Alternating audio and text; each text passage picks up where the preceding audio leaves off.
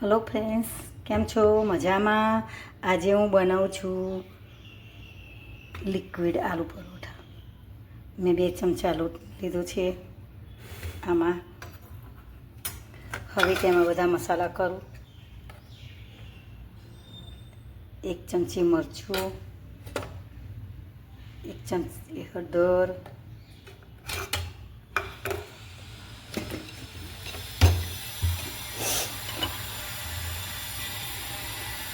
મીઠું સ્વાદ અનુસાર,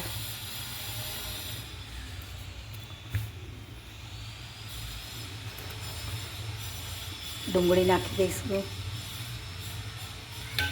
ચોપ કરેલી એકદમ ઝીણી છે.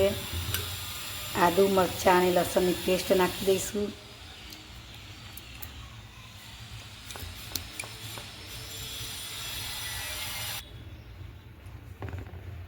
ગરમ મસાલો નાખીશું. આગળ પડતો થોડોક નાખીએ તો થોડો સ્વાદ સરસ આવે.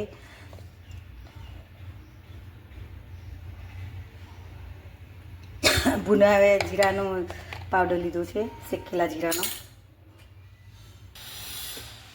તલ નાખો 2 ચમચી નાની. ધાણા જીરું પાવડર. બધું ભેગું કરી હવે તેમાં બાફેલા 2 બટાકા લીધા છે. હવે આ બટાકાનું હું આમાં મેશ કરી દઉં છું, ક્રશ કરી.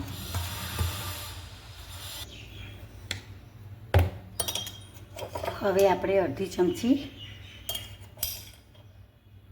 મોટી અડધી ચમચી આમચૂર પાવડર નાખી, 2 ચમચી ખાંડ નાખીશું.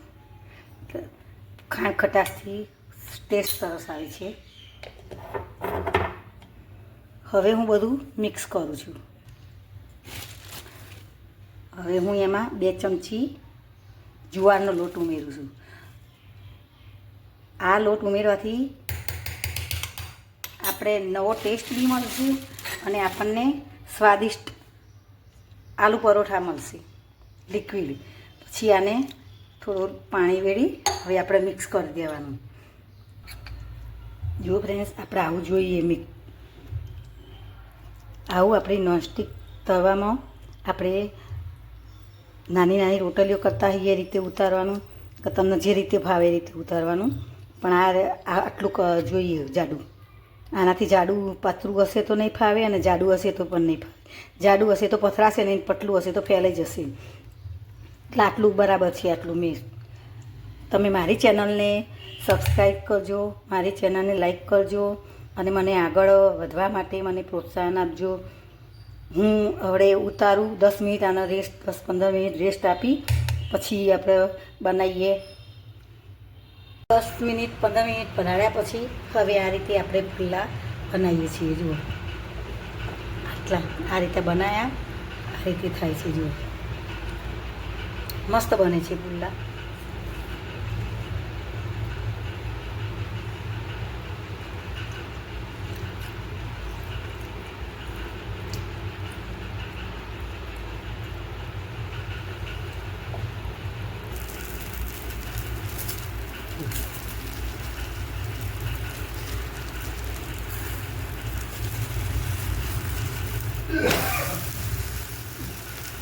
સરસ થાય છે ને. જો આ બાજુનું પણ કેવું સરસ થઈ ગયું છે. આ રીતના બધા પુલ્લા ઉતારવાના. અને મેં સાથે દહીં તીખારી બનાવી છે. તો આ દહીં તીખારી બનાવી છે. આ દહીંની હંગાતે આની હંગાતે ખાવાના બહુ મસ્ત લાગે. ટામેટા સોસ હંગાતે ખાઓ કે આની સાથે ખાઓ પણ બહુ મસ્ત લાગે છે.